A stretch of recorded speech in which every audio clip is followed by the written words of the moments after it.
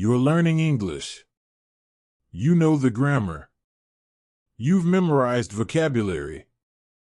But when someone asks, "What's up?" or says something like "hang in there," you freeze. Because textbooks never taught you this stuff. The phrases real people use in real moments, those are the ones that matter. That's why storytelling works. It shows you English the way it's actually spoken, natural, casual, emotional. If you want to speak English like it's part of you, stories are the way. So if you're tired of stiff phrases and awkward grammar drills, subscribe now. And like this video if you've ever heard an English expression and thought, "Wait, what does that mean?" This one's for you. Let's dive into the story.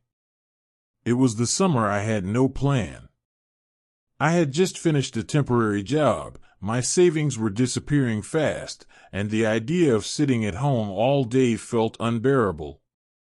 A friend mentioned that a security company was hiring for big events, concerts, sports, festivals. I said yes immediately. The second event I got assigned to was in Seoul. A stadium concert. I didn't even ask who it was for until I arrived and saw the posters, BTS. 7 faces. 7 million fans. The crowd was already forming when I arrived, teens in purple shirts, banners, light sticks, screaming at buses.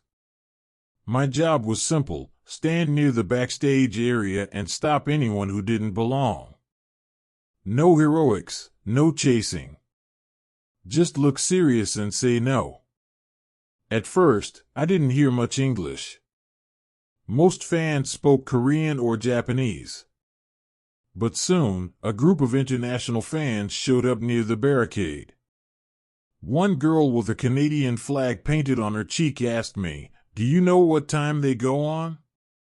I blanked for a second. I wanted to say something casual like around 7, but all that came out was show, start, 7. She smiled kindly and nodded, but I knew I sounded robotic. Throughout the night, more fans asked questions in English. "Where's the bathroom? Can I take a picture here? Do you work here full time?"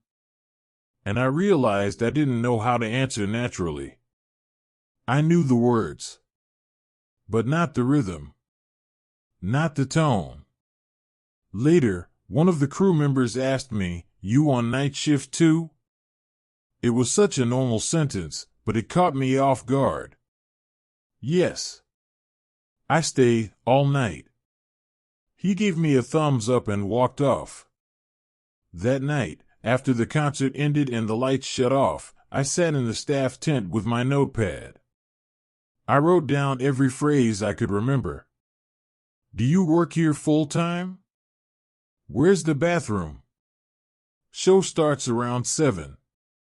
I didn't copy from Google, I copied from life.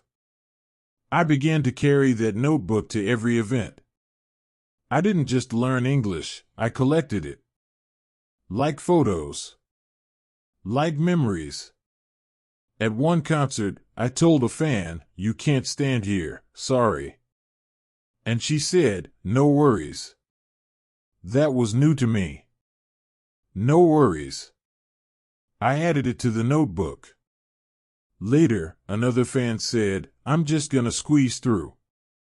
Squeeze through. Another one for the list. By the end of that summer, I wasn't fluent, but I was confident. I could answer quickly, joke a little, even give directions. Not from studying. From living moments. From noticing language in action. When BTS took the stage that first night, the stadium roared. I watched from the side, technically working, but completely absorbed. And I thought, English is like this concert. You don't learn it by watching videos alone.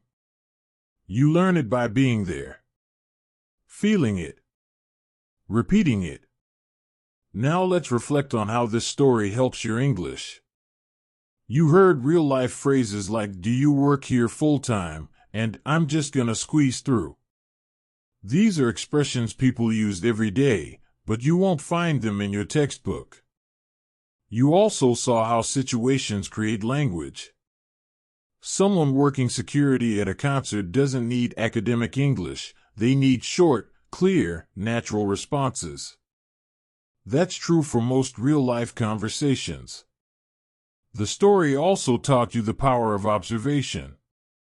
Carrying a notebook, writing down what people say, repeating phrases, that's how you build your personal English. It's not about memorizing random words. It's about noticing language where it lives. That's why we share stories here every single day. Subscribe if you want to learn English through moments, not rules. And tell us in the comments, what's the most useful English phrase you've ever picked up from real life?